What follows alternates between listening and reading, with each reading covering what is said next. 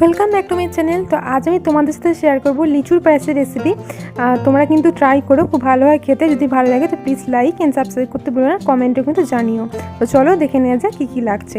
তো আমি এখানে মোটামুটি 10 থেকে 15টা মতো লিচু নিয়ে খুব ভালোভাবে ছাড়িয়ে ছোটো ছোটো পিস করে নিয়েছি। আর নিয়েছি কিশমিশ, নিয়েছি এলাচ, নিয়েছি কাজু বাদাম নিয়েছি। আর আমি অল্প স্যাফরনও দেবো, তোমরা না চাইলে নাও দিতে পারো। আর চিনি নিয়েছি। আর এখানে আমি হাফ কাপ মতো আমি সুজি নিয়েছি। আর এই দুধটা 1 লিটার দুধ আমি মোটামুটি ভালো করে একটু ফুটিয়ে নিয়েছি। আর ঘিও লাগছে। দুধটা আমার খুব ভালোভাবে ফোটানো আছে, একটু গাঢ় করা আছে। তো আমি প্রথমে কড়াইয়ে ঘি দিয়ে দিলাম। 1 চামচ মতো আমি ঘি দিয়ে দেবো কড়াইয়ে। তো আমি ঘিটা হালকা একটু গরম করে নেব।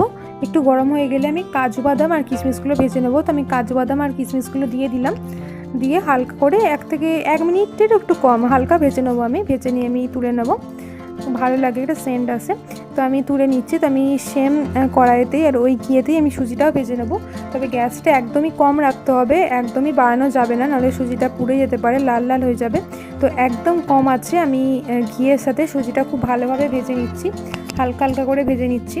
তো খুব ভালোভাবে ভেজে নেওয়ার পর আমি দুধটা অ্যাড করব। দুধটা আগে থেকে ফোটানো আছে, তো আমি ভালো করে অ্যাড করে দিলাম। তো আমি একবারেই ঢেলে দিয়েছি, তোমরা চাইলে অল্প অল্প দিয়েও ঢালতে পারো। তো ঢালার পরে প্রথমে হালকাভাবে একটু মিশিয়ে নিতে হবে, যাতে নিচে না লেগে যায় আর সুজিটা না ডেলা ডেলা হয়ে যায়। তো খুব ভালোভাবে মিশিয়ে নিচ্ছি। তো মেশানো হয়ে গেছে, দেখো আমার এটা ফুটতেও শুরু করে দিয়েছে। তো আমি এতে এখন তেজপাতা দিয়ে দিলাম। তেজপাতা প্রথমে দেখানো হয়নি, তো অ্যাড করে দিলাম। আর যেগুলো ভেজে রেখেছিলাম সেটা আমি দিয়ে দিলাম। কাজু বাদাম আর কিশমিশটাও আমি দিয়ে দিলাম। আর এলাচও দিয়ে দিলাম, 3-4টে এলাচও দিয়ে দিলাম। আর এখানে আমি স্যাফরন অ্যাড করেছি, তোমরা চাইলে না দিতেও পারো। তো প্রথমে তোমরা দুধেতে একটু স্যাফরনটা ভিজিয়ে রাখলে কালারটা খুব তাড়াতাড়ি আসে। তো আমার ভেজানো হয়নি, তাই আমি দুধেই একবারে দিয়ে দিলাম। অল্প একটু বাটিতে দুধ নিয়ে তাতে ভিজিয়ে দেবে, তাহলে কালারটা ভালো আসে। তো স্যাফরন সব কিছু দেওয়ার পর আমি খুব ভালোভাবে একটু মিশিয়ে নিচ্ছি। আর একদম সবসময় নেড়েই যেতে হবে, নিচে নালে লেগে যাবে। তো দেখতেই পাচ্ছ অনেকটা গাঢ় হয়ে গেছে। আর আমি লিচুগুলো অ্যাড করে দিয়েছি। আমার সেই ক্লিপটা ডিলিট হয়ে গেছে, বা সেই সময় হয়নি রেকর্ড, পরে দেখলাম। তো জাস্ট ফুটে যাওয়ার পর আমি লিচুগুলো দিয়ে দিয়েছি। দিয়ে 1 থেকে 2 মিনিট খুব ভালোভাবে একটু নেড়ে নিয়ে তারপর আমি চিনিটা অ্যাড করে দিলাম। তো তোমরাও সেইভাবে করো। আমার কীভাবে যে ডিলিট হয়ে গেল, আমি পরে দেখছি যে ডিলিট হয়ে গেল।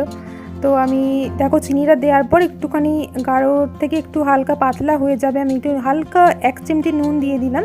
তো অল্প একটু নুন দিলে মিষ্টিতে ভালো লাগে খেতে।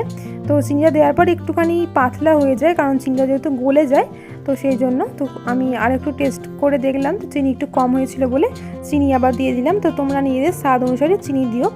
আর কীরকম ঘনত্ব রাখবে সেটা তোমরা নিজেদের মতো রেখো। একটু ঠান্ডা হলে তো বসেই যায়, সুজি যেহেতু ঠান্ডা হওয়ার পর অনেকটাই বসে যায়। তো মোটামুটি আমার হয়েই এসেছে, দেখতেই পাচ্ছ।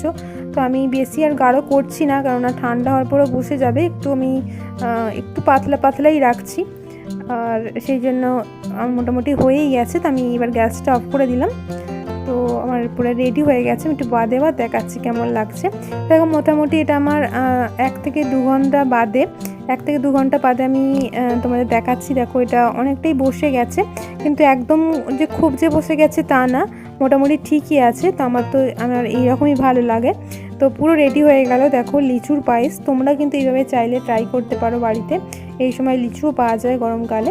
তো তোমরা কিন্তু ট্রাই করো এবং জানিও কেমন হয়েছে। যদি ভালো লাগে তো প্লিজ লাইক অ্যান্ড সাবস্ক্রাইব করতে ভুলো না, আর কমেন্টেও কিন্তু জানিও। তো আজকের মতো